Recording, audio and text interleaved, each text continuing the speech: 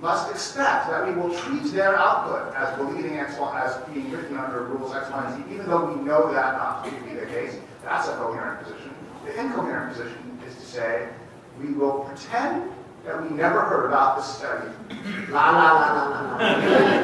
That position also exists in our religious life. I'm quite We have three more questions. Two are quite specific. One is more general. I'll do the general one. Another one is people who have asked the specific questions about full, if I don't get to full faith and credit for rabbinic decisions, and also the apocryphal inserts into the Book of Esther. If we don't get to that, I'm sure that we can take a minute or two to tell them afterwards what that's like afterwards. We talk about.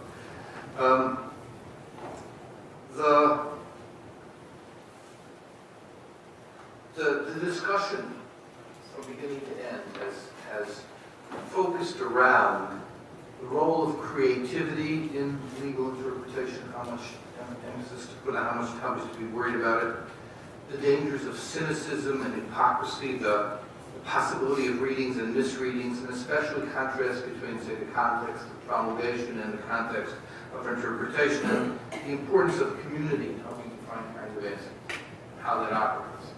I would like just to ask, there's a famous quote that says with respect to strong misreading in the Jewish legal system, I'm more afraid of boredom than anarchy.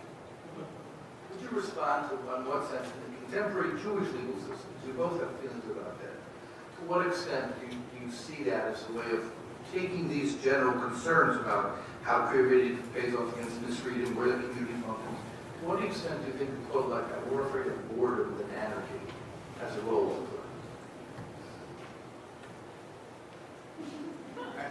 I personally am not sure I understand that quote and what it applies, how it applies.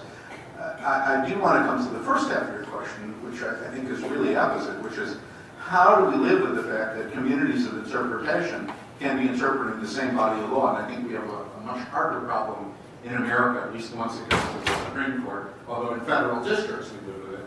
How do we live with the fact that there can be two divergent interpretations of the law that exist within a community?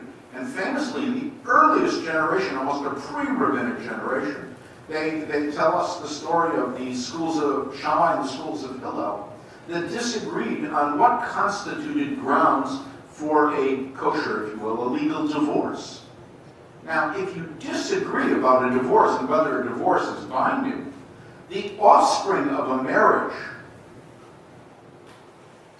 if you don't think people were properly divorced and then they subsequently got married, those offspring are not fit to be part of the Jewish community. We call them a mamzer, which is often translated bastard. But it means we read them out. The children suffer for the parents' sins. And yet, we are told in the Talmud that even though the schools of Shammai and Hillel disagreed about the grounds for divorce, nevertheless, their children continued to marry one another.